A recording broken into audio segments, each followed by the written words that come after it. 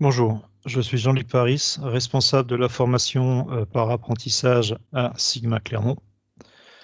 Donc regardons un peu plus en détail cette formation.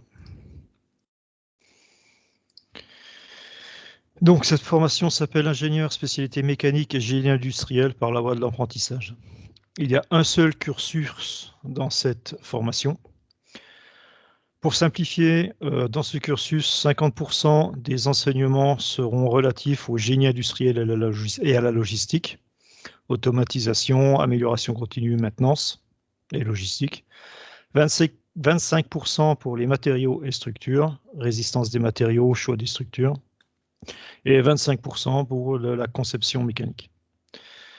Vous aurez plus de détails pour la maquette pédagogique sur le site web de notre formation www.sigma-clermont.fr.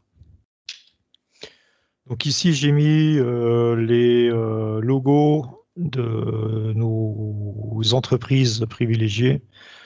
Ce qui est intéressant de voir, c'est qu'on retrouve de tout, des gros groupes tels Michelin, Aubert et Duval, Valeo, PSA, mais aussi des petites entreprises, des entreprises de la région Auvergne, mais aussi des entreprises un peu plus loin que la banlieue de Clermont-Ferrand. Donc, cette formation a la description suivante.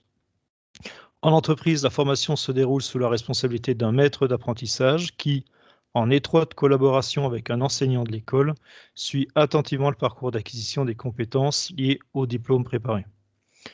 Il y a un projet fil rouge sur 3 ans en entreprise pour passer du statut de technicien supérieur, puis assistant ingénieur, puis ingénieur, et ce en 3 ans.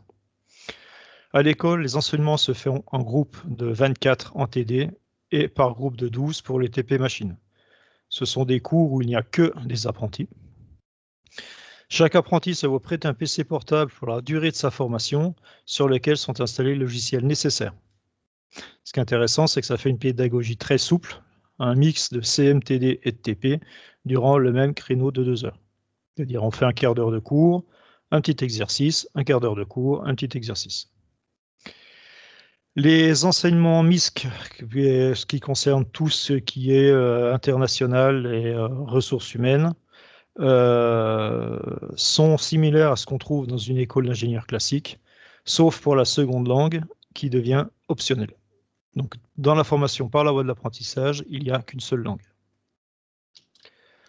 Le rythme d'alternance, première année, deuxième année, 1 semaine en entreprise, 1 semaine à l'école. Ça veut dire aussi que c'est quand même mieux d'essayer de trouver une entreprise près de Clermont-Ferrand. Parce qu'imaginons, vous trouvez une entreprise du côté de Montpellier, bah, ça veut dire un vendredi Clermont-Montpellier, le vendredi d'après Montpellier-Clermont, le vendredi d'après Clermont-Montpellier, etc., etc.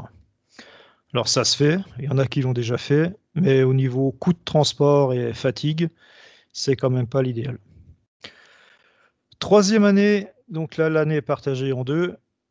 Premier semestre à Clermont-Ferrand, où là où on va aussi vous envoyer 8 semaines en stage à l'étranger dans un pays qu'on va vous conseiller d'être anglophone, parce que à la suite de ce stage, Sigma va vous payer une session TOEIC avec l'objectif de passer à TOEIC 800 pour le diplôme d'ingénieur.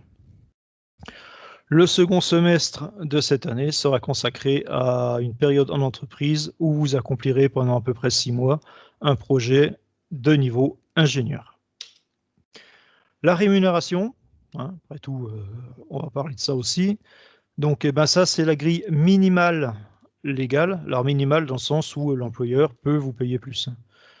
Donc, ça va de la première année, si vous avez 18 à 20 ans, à 41% du SMIC, à 21 ans et plus la troisième année, pour aller jusqu'à 78% du SMIC. Rémunération minimale. Les métiers, là, vous avez les principales fonctions des métiers.